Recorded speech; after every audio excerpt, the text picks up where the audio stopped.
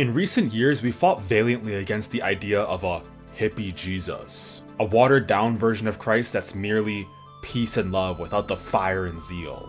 But as we reclaim the zeal of Christ, we must not forget the spiritual life that sustains it and properly orders it. The problem I see with this is that I think that men in particular are in danger of having a kind of zeal that risks becoming self-serving.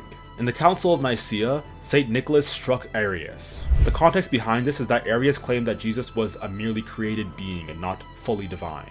The other bishops were scandalized by the event and suspended him. But that night, Christ and Mary restored his office. All the bishops apparently had a dream of Christ and Mary telling them to restore St. Nicholas. This shows that his anger actually came from purity and love. The church remembers this story not to justify the wanton use of violence, but to reveal and remind us that true zeal should come from an overpouring and outflow of holiness and love. But even then, this is not a normal thing. Nobody saw the decades of prayer and fasting that St. Nicholas underwent preceding this event. Such an act was motivated and informed by years of purified prayer, humility, and fasting. Only a soul closely united to Christ can make that kind of discernment without any fleshly desire taking over. Think about it, how many people can actually fight for the truth out of pure love?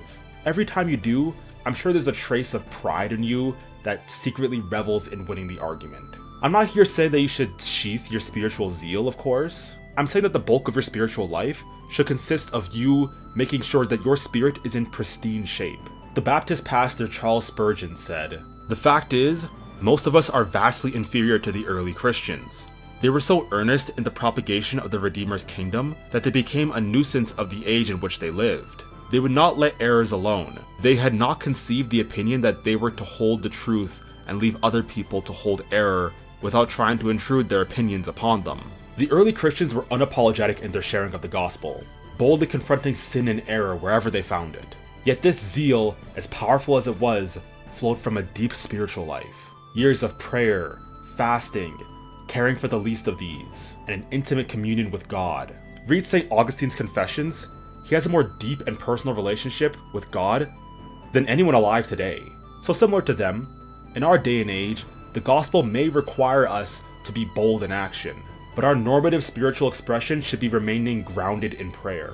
The early Christians weren't merely successful because of what they believed, but because of how they behaved. You don't choose between offensive and polemic, and lovey-dovey and spiritual. You become polemic out of a deep love and spirituality in a circumstance that demands it. These things don't contradict each other. They actually complement each other and are necessary parts of each other.